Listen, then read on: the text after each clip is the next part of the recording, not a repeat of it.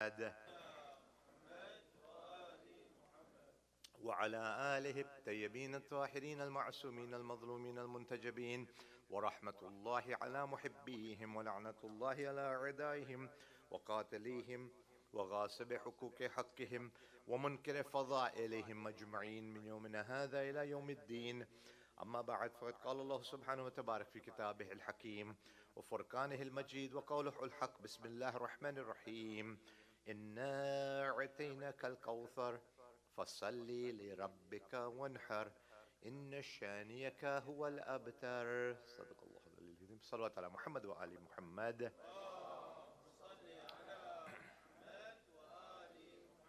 My respected sisters and brothers, Assalamu alaikum jami'an wa rahmatullahi wa barakatuh.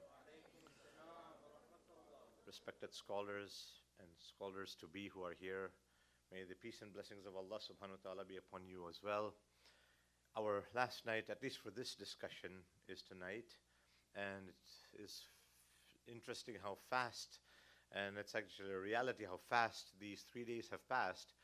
And when you get to a certain age level that I am at, you realize how fast life also progresses and proceeds.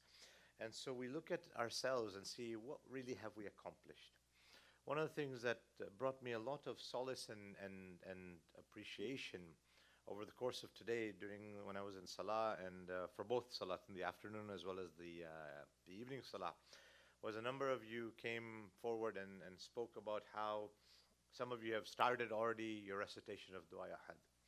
And those who may not have, inshallah, or who have intended to or want to, inshallah, in these ayyam, in these holy days, in these blessed days, let us try to target ourselves and give ourselves a challenge, inshallah. And you know, every night in these 3 nights, today being the 3rd night, we have talked about Surah Kawthar. This is one of the shortest surah of the Holy Quran, and I mentioned that on the very first night. It is almost entirely attributed to Hazrat Fatima Zahra salamullahi alayha. But in the course of these 3 nights, today being the 3rd, I didn't want anyone to feel or anyone to understand or have an implication that this is the only surah that talks about Fatima Zahra salamullahi alayha. I want to make sure that we understand that if you look at the ayat of the Quran Majid, there are not hundreds of ayat, hundreds of verses pertaining to not only Fatima Zahra salamullahi alayha, but the entire Ahlul-Bayt. There are actually thousands that are actually implying or dedicated to or have some sort of a connection, direct or indirect, with the Holy Prophet's family. And the family of the Holy Prophet, as mentioned on the first night, is basically surrounded by none other than Fatima Zahra alayhi salam. So one salawat upon Muhammad and Ali Muhammad, please. And just to give you an idea, and I'm just going to, like I said, skim through the subject, because I want to come to what we need to talk about today, inshallah, bi'idhnillah. You've got the ayah of Tathir, you've got the ayah of Mubahila, you've got Surah Al-Zahra, Surah Insan. All of these are directly connected to the life of Fatima Zahra alayhi salam. And you've got, of course, the ayat of Ghadir, the completion of deen, whereby when her husband Amirul Mu'mineen was declared the Khalifa and the Imam and the leader and the ruler after the Holy Prophet. All of these verses directly are pertaining to the Ahlul-Bayt alayhimus salam. And there are numerous other verses that are indirectly speaking about, addressing, or are in praise of Fatima Zahra alayha salam. So I just wanted to leave that thought in your mind, that it's not just the one surah that I have been reciting all these nights, and that's the only reference to Fatima Zahra alayha salam, but rather there are numerous ones, and these are things that inshallah I'm sure either your scholars will tell you, or that you can read about yourselves, and you will get a lot of information. The one thing that I wanted to inshallah close tonight's discussion with is that tonight, when we are in our discussion yesterday, we were talking about not only the khutbah, the khutbah that was given by Hazrat Zahra alayha salam, but we also want to understand how does that affect us and what is expected of us. And one of the important things that was discussed yesterday, and we had mentioned, is that what is our role, what should we be doing? And of course, the simple answer is getting ourselves ready. What does it mean to get ourselves ready? There's a hadith of the Holy Prophet that says that أفضل العبادة انتظار الفرج.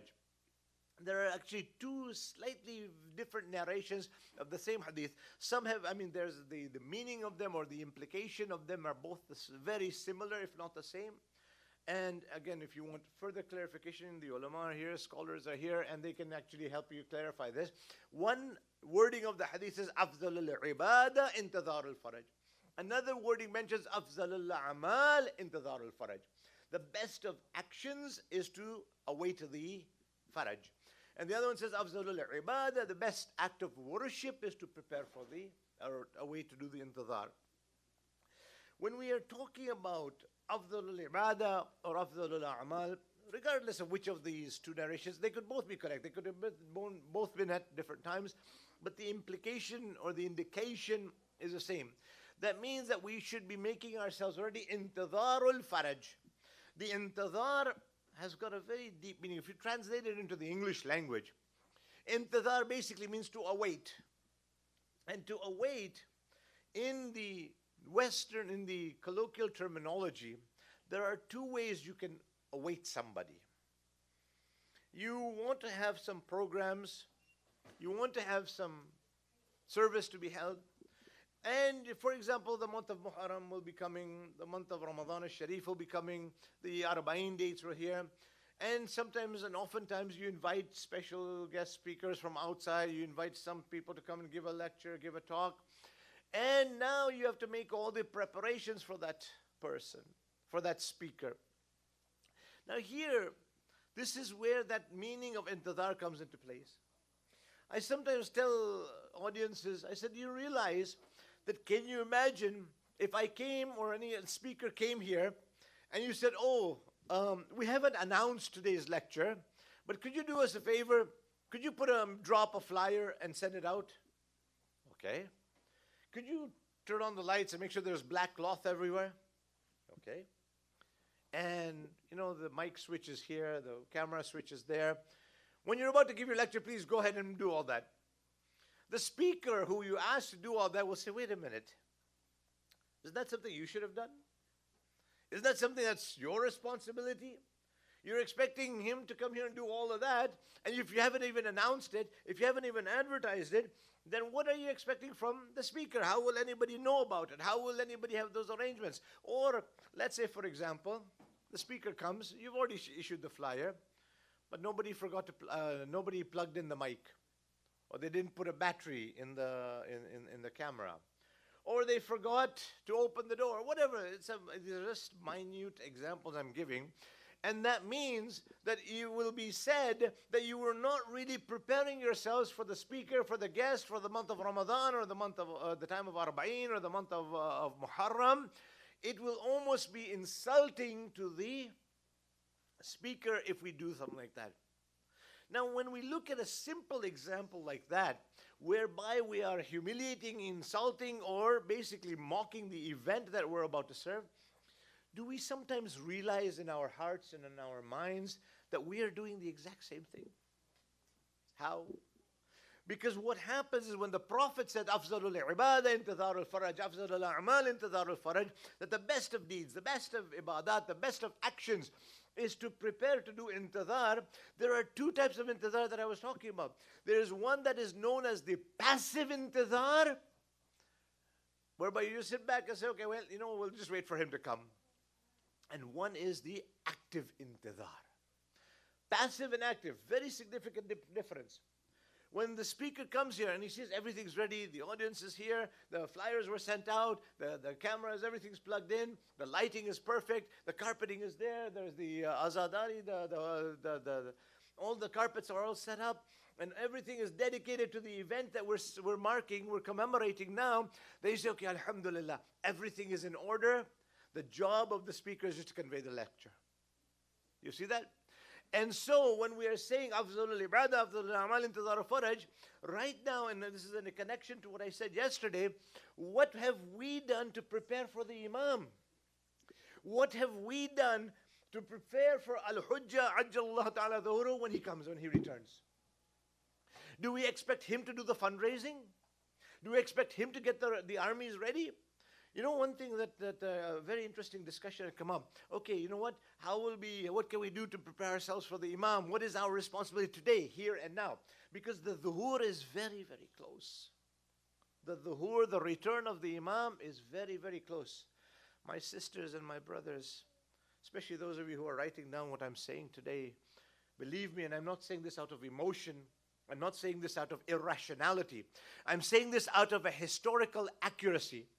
And those of you, my sisters and brothers who love history or are interested in history, will understand one thing. History, number one, repeats itself, and those who are doomed to failure are those who do not take example from history.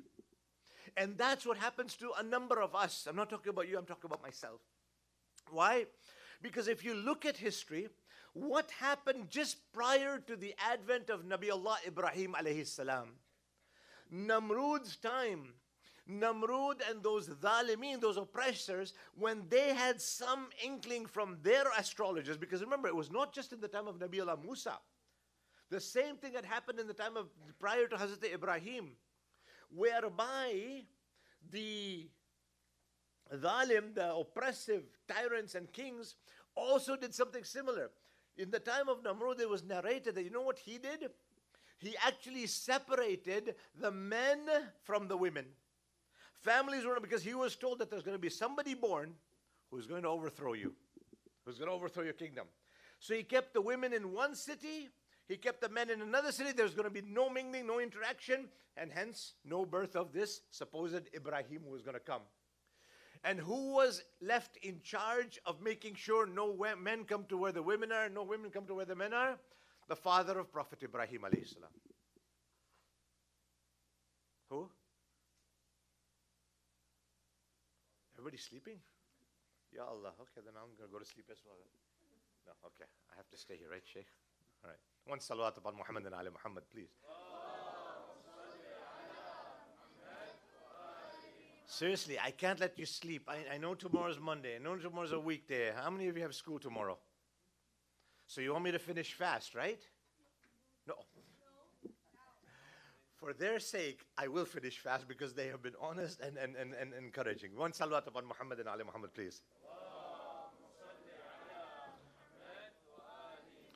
Remember, this is a discussion. This is not a lecture. I'm not a university professor. I'm not a teacher. I'm not nothing. I'm just here to share a few thoughts with all of you, inshallah.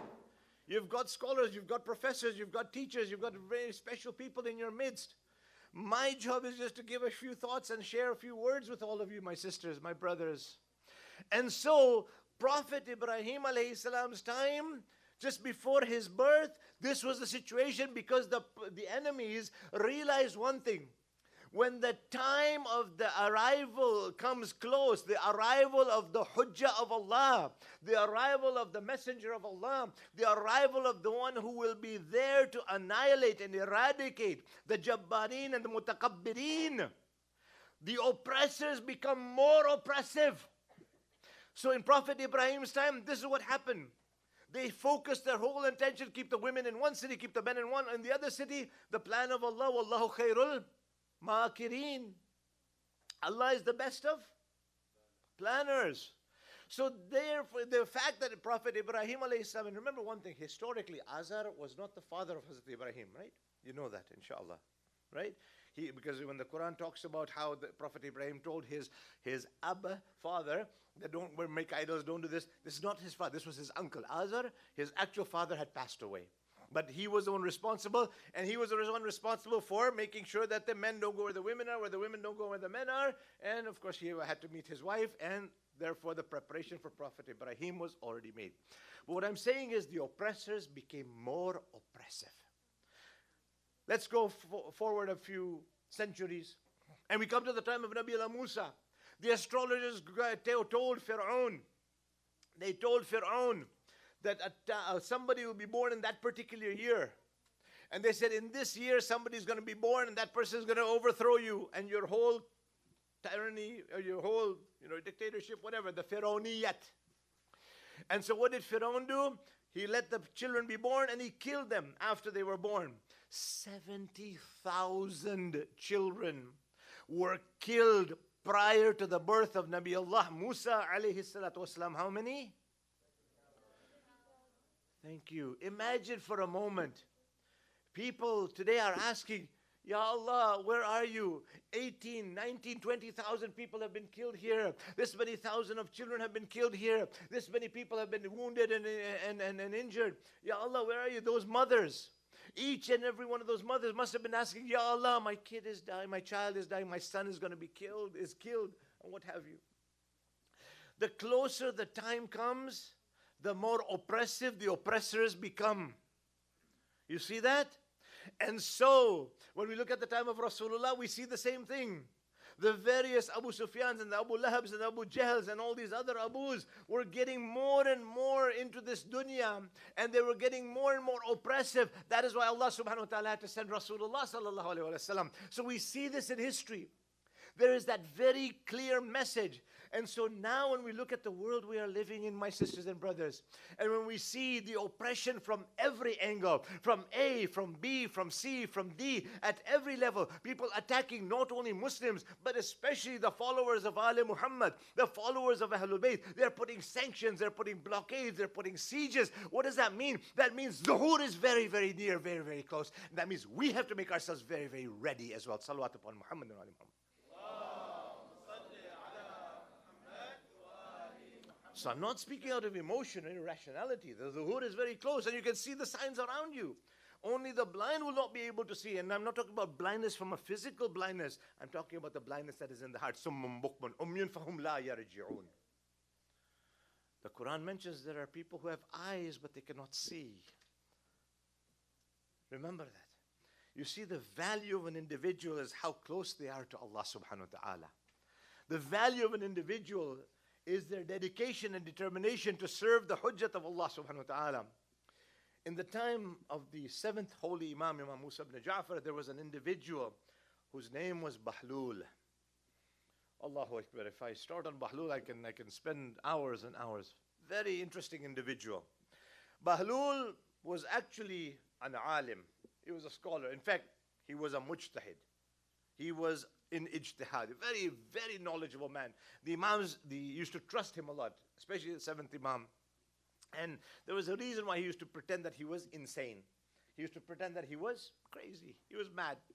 And one of the reasons was because he was able to serve the message in that way. And so there would be a lot of times, there's a lot of examples and episodes in how he used to do tabligh, how he would do Amr bil Ma'ruf, and how he would teach people in a way that was just amazingly interesting.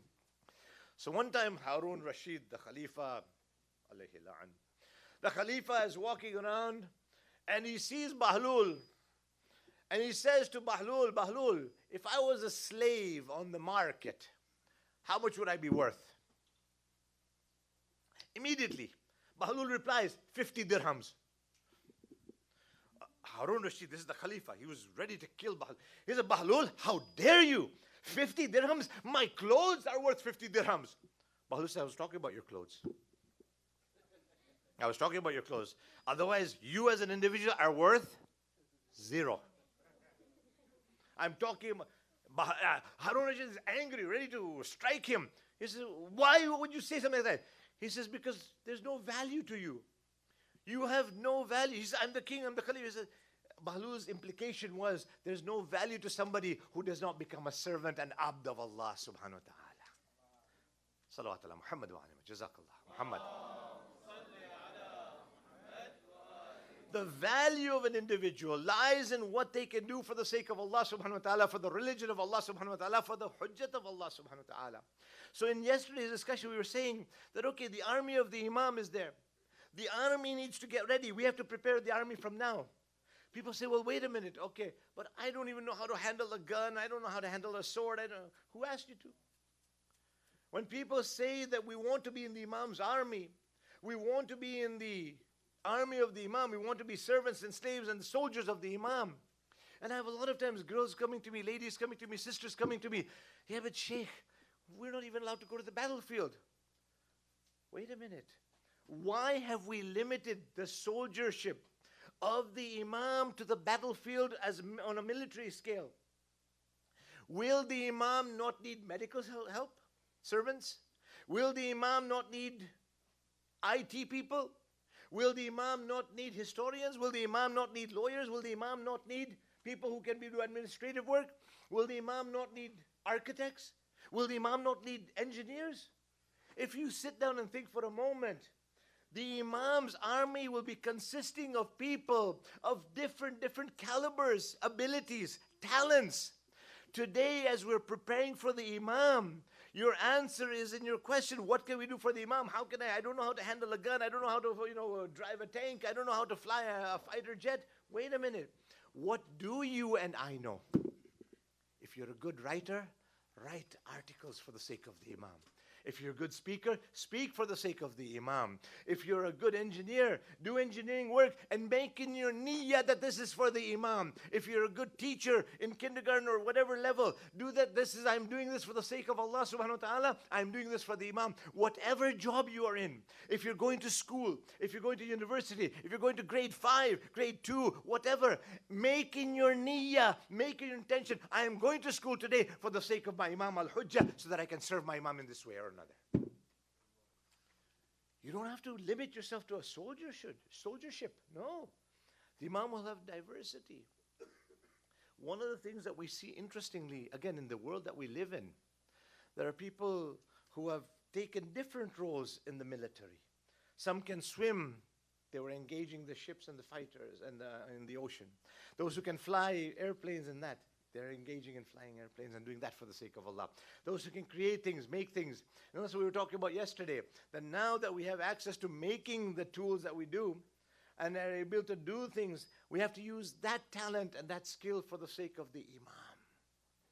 The Imam's army will be multifold. Remember that.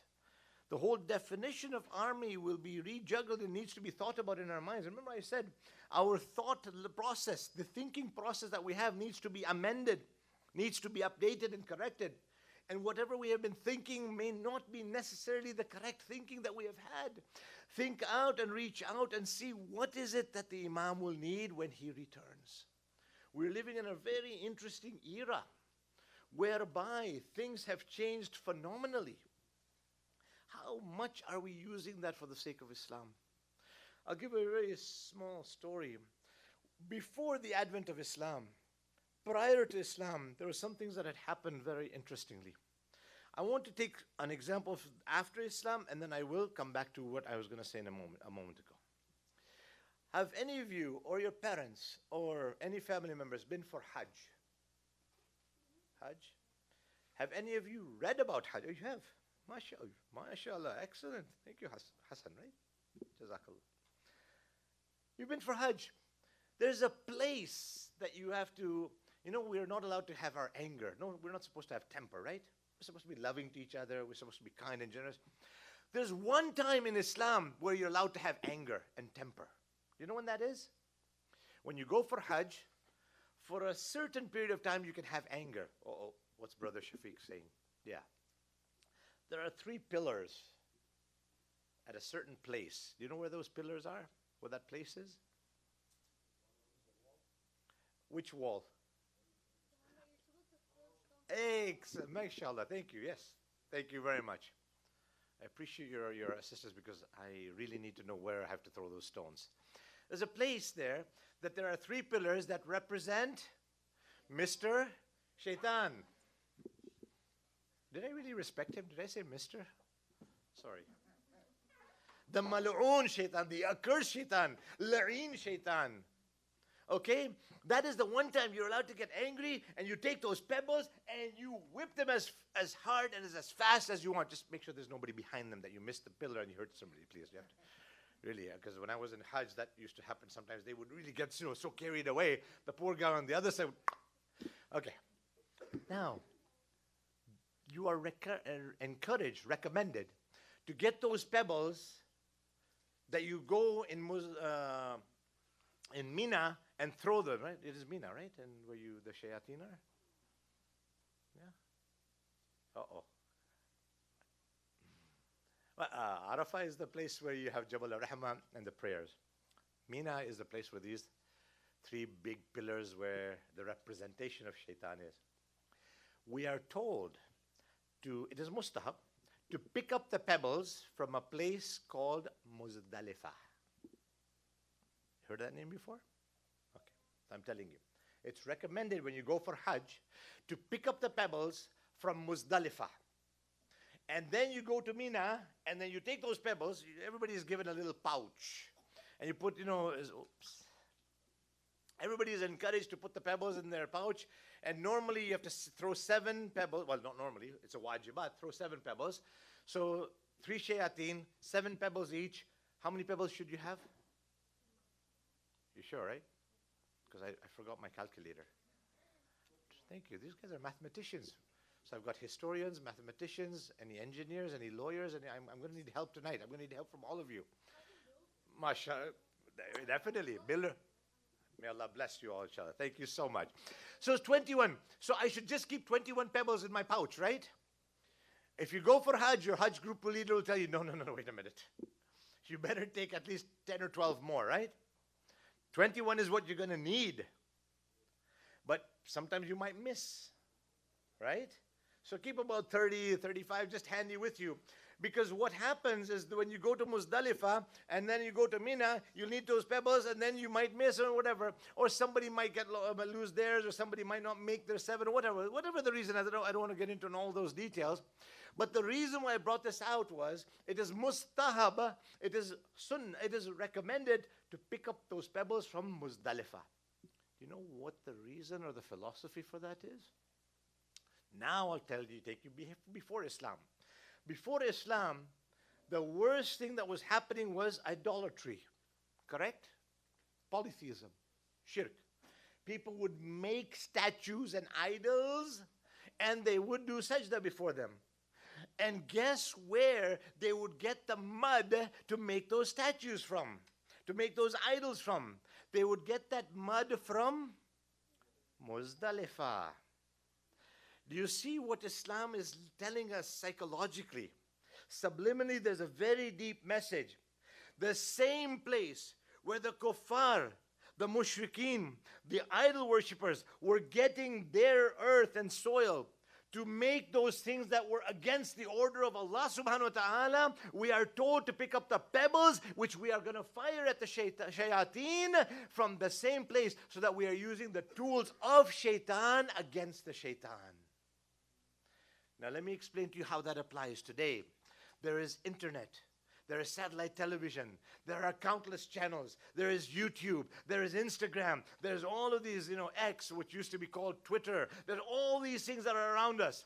All of these things had started from the Western world as a way of creating diversions and creating haram issues for the believers. And so what we need to do now is take those same tools and use them for the sake of Allah subhanahu wa ta'ala, and for the sake of Imam Sahibul Amri wal Akhiru Zaman, Ajjalallahu ta'ala dhuhur sharif.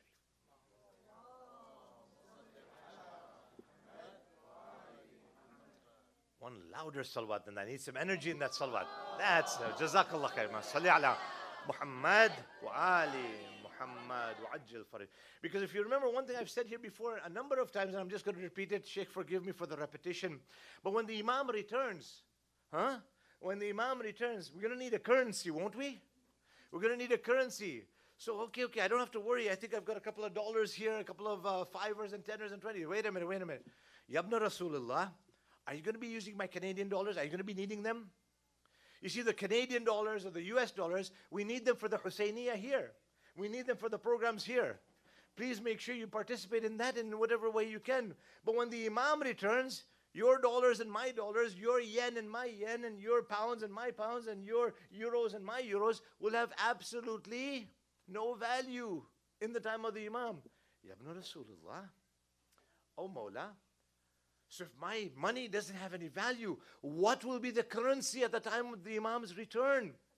And we have been told by the Ahlul-Bayt alayhimus salam, and numerous scholars who have written about Imam Sahibul Amr have told us that the currency that will be used is that whoever had recited in the dunya prior to the advent of the Imam salawat repeatedly and with enthusiasm, they will be the rich people at the time of Zuhur Imam, and those who were miserly in their salawat, they only recited salawat when Brother Shafiq told them to recite salawat, they will be the poor people when the Imam returns.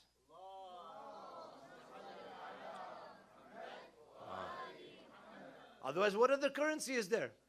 The Quran mentions, Inna Allah wa malaikatahu yusalluna ala nabi. Ya ayyuhalladhina amanu sallu alayhi.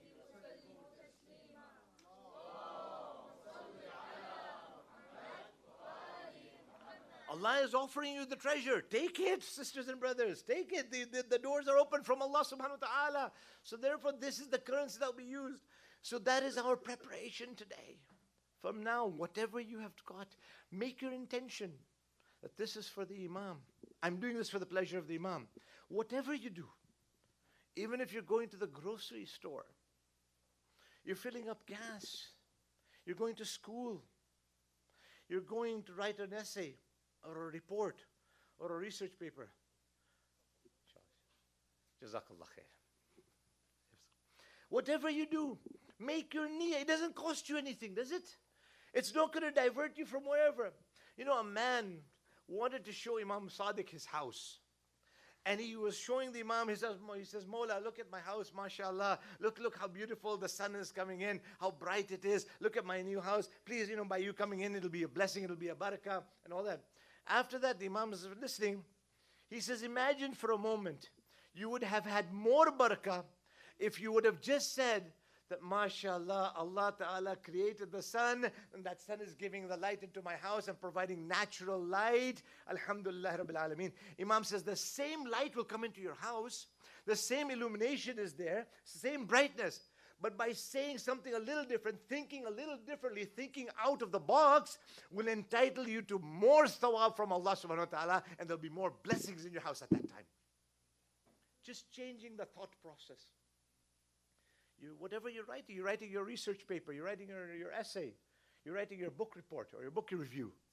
Ya Allah, I'm doing this so that I can serve the Imam when he returns. It's going to be the same. Everything else is the same. But there's now a focus. Remember I was talking yesterday about management by objective? Our objective at every moment is to serve the Imam. This is the hujjah of Allah subhanahu wa ta'ala. This is for the sake of Allah subhanahu wa ta'ala. So everything and anything we do, keep our focus for the Imam. And you will see there will be much more barakah in that action that you're doing, and there will be a lot more barakah in the lives that we are leading, inshaAllah bi'ithnillah. The focus is there. We are doing things for a reason. We're not just doing it to pass time. And that is what will make us different. That is what will make us true representatives and servants of the Imam when he returns. The preparation starts now. Don't wait for the Imam to come. Don't wait for him to start everything at that time. Don't wait for him to do everything and say, oh, you know what, we're just going to be passive muntadhareen. No. We have to be active awaiters. We have to be active preparers. Every single one of us. Don't devalue your own worth. This is the importance that we have now, because the dhuhur is very close, very near. And those, they say that if you miss you'll miss the train if you're not fast, right? You miss the bus if you're not fast. You'll miss the train if we are not fast. The train of the Imam's return. This will be our challenge. This is our challenge here and now. That will determine our worth when the Imam is there. The same way that if you look at our armed forces or the armed forces of any country, the military, they want to know your endurance.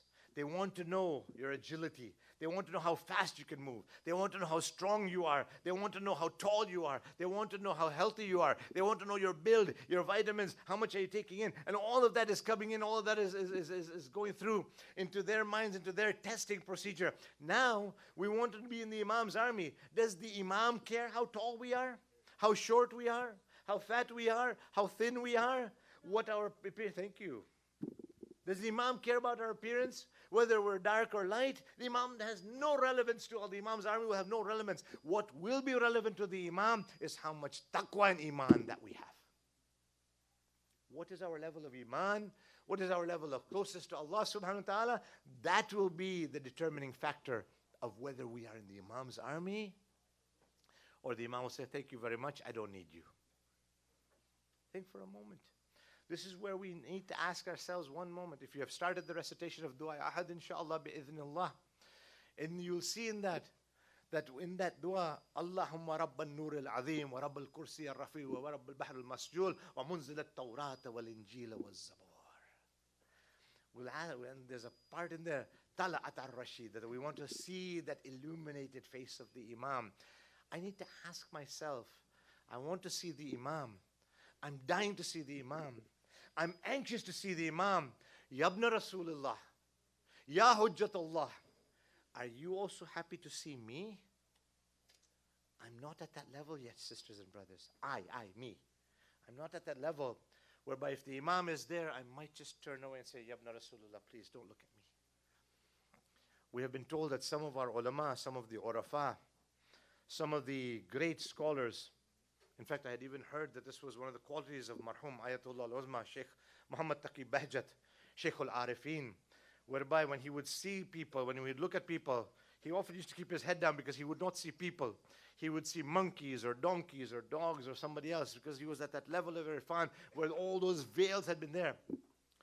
I need to ask myself that if our Mawla, who is the Mawla of these ulama, who is the whole master of all of these maraja, of these arifin and all that, when he looks at me, will he see a horse, a donkey, a pig, a dog? What will he see when the Imam looks at me?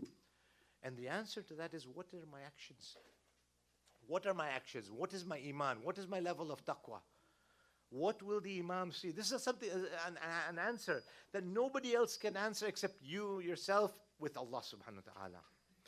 My iman, my taqwa is only known by the Imam and Allah subhanahu wa ta'ala. This is the beauty of how Allah subhanahu wa ta'ala covers our sins. We are told every single day to give thanks. And there are 4 things that when you wake up in the morning or when you're going to sleep, 4 things we are encouraged to thank Allah subhanahu wa ta'ala for every single day. Ya Allah, thank you for bringing us to Islam. Inna al-Islam wa taslim. We are Muslims. Ya Allah, number 2, thank you for bringing us to the path of Ahlul-Bayt alayhimus salam. Ya Allah, thank you. Because we are a minority within a minority, but we know that this is Deenul Haq, this is the true religion. Number 3, Ya Allah, we thank you that our rizq, our sustenance is not in anybody else's hands except yours, Ya Allah. And the 4th thing, Ya Allah, we thank you for every single day. Ya Allah, thank you that our sins are covered by you, Ya Allah. Imagine for a moment if my sins were exposed in this dunya. Would anybody even want to say salam to me? Would anybody even want to talk to me? If my sins were open book, who would even think of saying salam to me, or who would want to say salam? Allah subhanahu wa ta'ala has covered me. That is why one of our obligations as fellow brothers to each other, as mu'mineen to each other, when we find out a defect of somebody, when we find out a sin of somebody, help them correct that sin, help them cover that defect, talk to them, explain to them, do the amr bil ma'roof and nahy anil munkar, but don't ever speak about those sins of that individual to somebody else. The same way Allah has covered our sins, you have to be able to cover somebody else's. We're not talking about oppressors. We're not talking about those who are doing public sins openly and who are oppressing and tyrannizing or dictating. We're talking about individuals, our brothers and sisters in Islam and in Iman. There's an important responsibility on all of our shoulders from the humanity, insaniya point of view. Let us uphold that. Because everything and anything we do, if we put our focus on the Imam, then before I even talk about somebody, I will make sure I'll think, will the Imam be pleased with what I'm about to say? Is the Imam pleased with what I'm about to see? Is the Imam pleased with what I'm about to say? Is the Imam pleased with what I'm about to hear? If the answer is yes, then go ahead, Bismillah. But if the answer is no, then put a filter in there. In the book Al-Khisal, Sheikh Saduq narrates a very beautiful hadith from Imam Ja'far ibn Muhammad al-Sadiq alayhi salatu wasalam, whereby Imam takes it to Amirul Mu'minin Ali ibn Abi Talib on the authority of none other than Rasulullah sallallahu alayhi wa alihi wa sallam.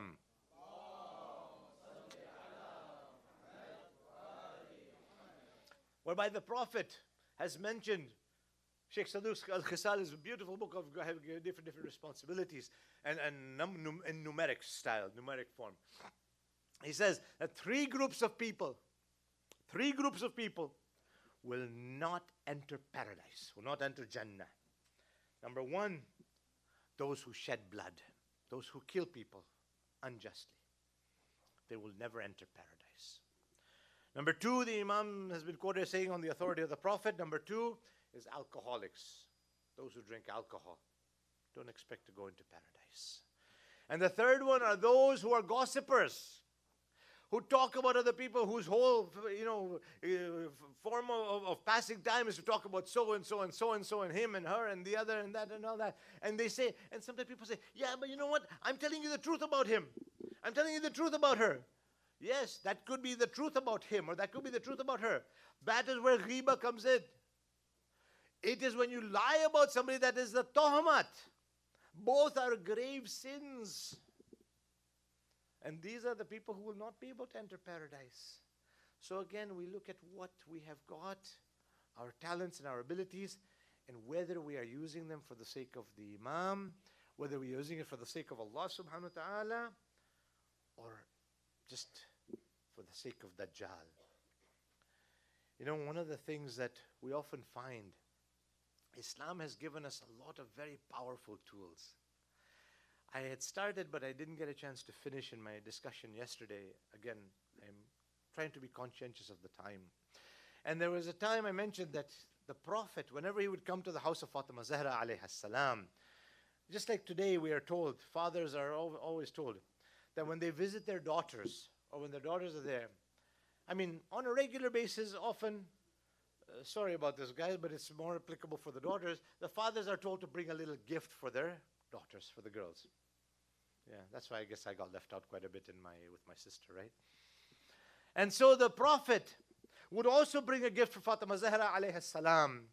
And you know, sometimes fathers, us fathers, sometimes we bring, a makeup set, sometimes false nails or fake nails, or we give this perfume, or we want to give this little backpack, or we want to give these things, all these dunyawi, worldly things. You know what the Prophet used to bring to his beloved daughter Fatima Zahra alayha salam? The Prophet would bring different actions, different amal, different du'as, different tasbihat. He would give her these kinds of gifts, the gifts that would help her in the akhirah, the gifts that would help her get closer to Allah subhanahu wa ta'ala. That's why we have got the amal of Fatima Zahra. That is why we've got the tasbih of Fatima Zahra. That is why we've got du'as of Fatima Zahra alayhim salam. We've got all these gifts that Hazrat Fatima Zahra was given by none other. She was gifted by the Holy Prophet of Islam, and she conveyed that to us. She conveyed that to us. Countless blessings have come to us through the authority and through the sake of Fatima Zahra. In yesterday's discussion, I had also mentioned that Hazrat Fatima, when the Prophet says, what would you like? You remember what she had asked for? She says, I want nothing more than to do the shafa'at, the intercession of those who have loved my Hussain. It's a point of reflection for us. When we say we love Imam Hussain, when we say we love Fatima Zahra, when we say we love Amirul Mu'mineen, when we say we love Imam Hassan, when we say we are waiting and we love Imam Al-Hujjah, what does that love mean? How do we express, or how do we define, and how do we implement, and how do we know that we are genuine in that love? And this is where that test comes about. All of us have this opportunity now. Dhuhur hasn't taken place yet. Or in fact, some say that it is so close that this could actually be Dhuhur as-Sughra. Some of the ulama have written that the same way the Imam went into occultation in two parts, Ghaibat Sughra and the Ghaibat Kubra, the smaller occultation and the greater occultation. The same way the Dhuhur, the return, can be in a similar way. Many of the ulama have written about it. It could be Dhuhur as-Sughra, which we have already entered into, and then Zuhur Kubra, the actual reappearance where the Imam physically will be there. Because the same way that Dajjal is getting his army ready, the oppressors are becoming more oppressive, we also see the Imam's presence in a lot more actions and deeds around us than we do. I was reading one clip from a soldier, from those who are amongst the enemies of Islam. And he was saying one thing. He was in the hospital. He had been injured by the Muslim Mujahideen. And he was saying, he said that I don't know what happened. This is the word of a non-Muslim. This is the word of an enemy of Islam. He says, I don't know what happened. I'm not sure who we were fighting. I'm talking about now. I'm just talking about last week, a week and a half ago. He is saying, I'm not sure who we were fighting.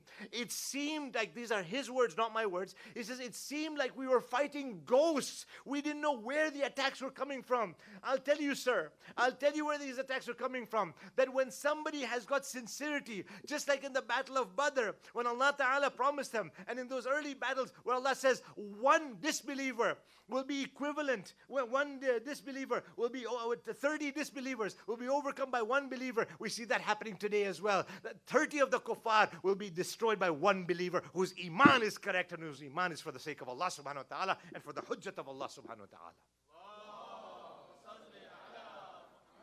ta'ala. The strength is there. The Imam is already there. The Imam is already helping out.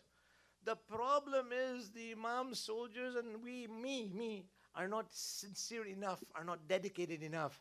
I get diverted very easily. I get blown away very easily. That's the problem, you see.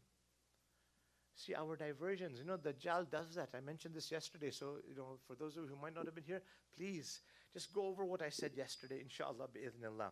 Dajjal has lots of distractions, lots of diversions, lots of apparent material, worldly beauties.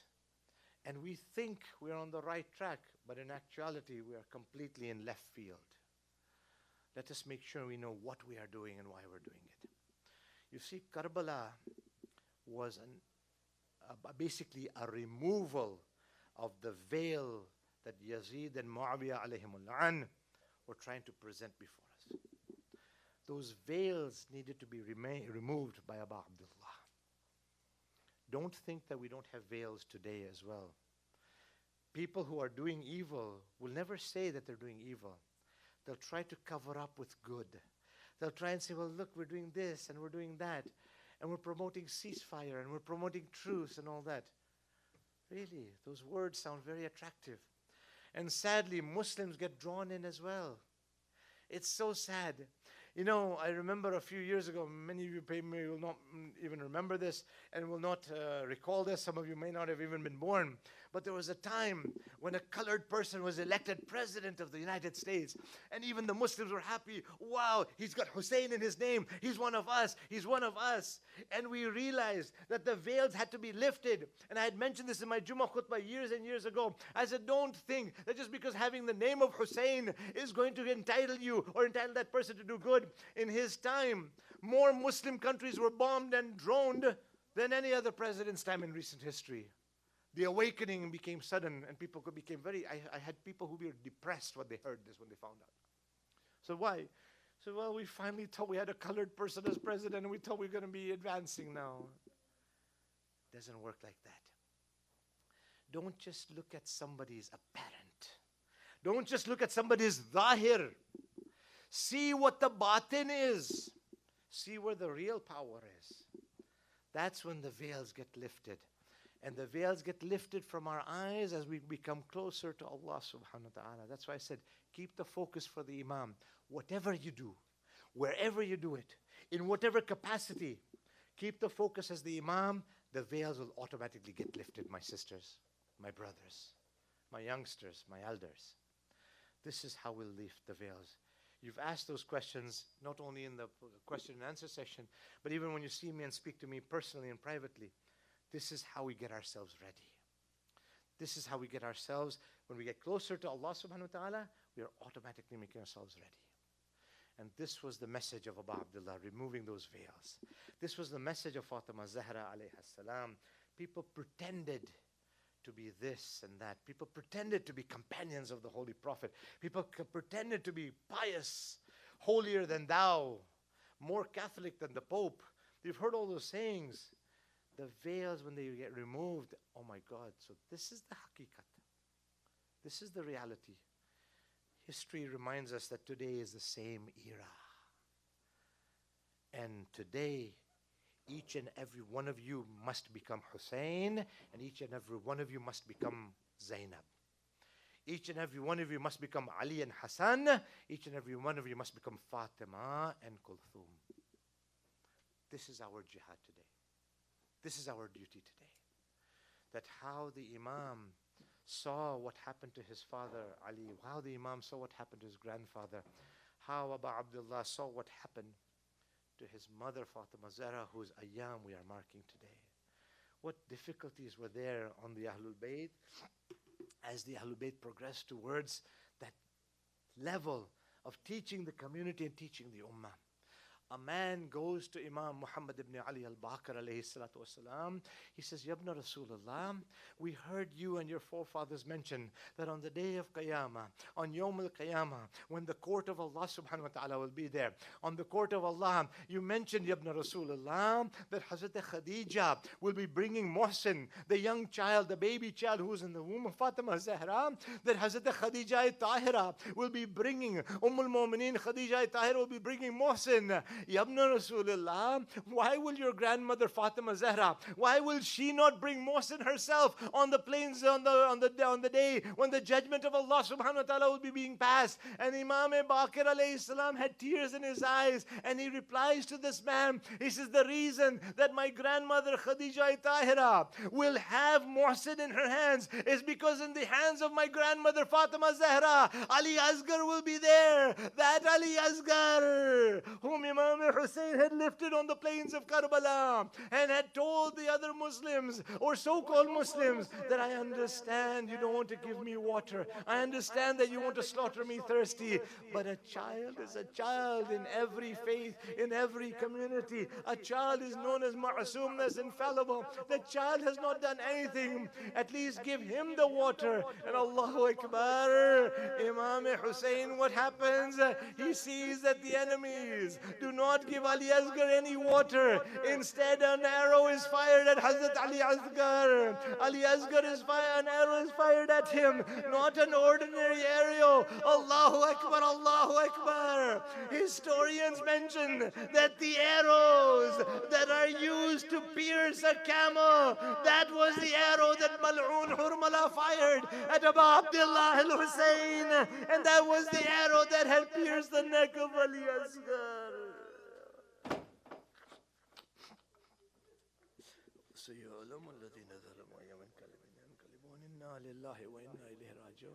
Oh Allah, accept this ibadat from us. Give us the tawfiq to act on the teachings of the Quran and Majid and the Ahlul-Bayt. Oh Allah, protect our scholars, our ulama, the rahbar, the wali faqih, those who are serving Islam in whatever capacity, those who are intending to serve Islam. Ya Allah, grant them success, grant them safety, grant them a long and healthy life. Ya Allah, those of our youngsters who are serving, who are educating, who are going in school, who are in school, Ya Allah, give them success in their studies and make all of the studies for the sake of yours. Ya Allah, we ask you to return our Imam al-Hujjah to this dunya, to this world, and establish equality and justice. And Ya Allah, we ask you, we beg you to make us amongst the ashab and the ansar of the Imam, and let us be in the army of the Imam in whatever capacity we can, and that we can serve him. Ya Allah, those who are ill, grant them shifa kamila. Those who are in debt, Ya Allah, help them fulfill their debts. Those who are having any difficulties, any problems in their lives, Ya Allah, solve their problems. Make our family units stronger, Ya Allah. And we ask you to relieve us from whatever worldly difficulties and oppressions we have got, and grant the resistance as the mustadafin a speedy victory, inshaAllah. Rabbana taqabbal minna. إنك أنت السميع العليم. If I can ask you to recite one surah Fatiha preceded by our salawat upon Muhammad and Ali Muhammad. Allah. Bismillah ar-Rahman ar-Rahim. Alhamdulillah Rabbil Alameen. Rahman ar-Rahim. Maliki yawmiddin. Iyyaka na'budu wa iyyaka nasta'in. اهدنا الصراط المستقيم صراط الذين أنعمت عليهم غير المغضوب عليهم ولا الضالين. صدق الله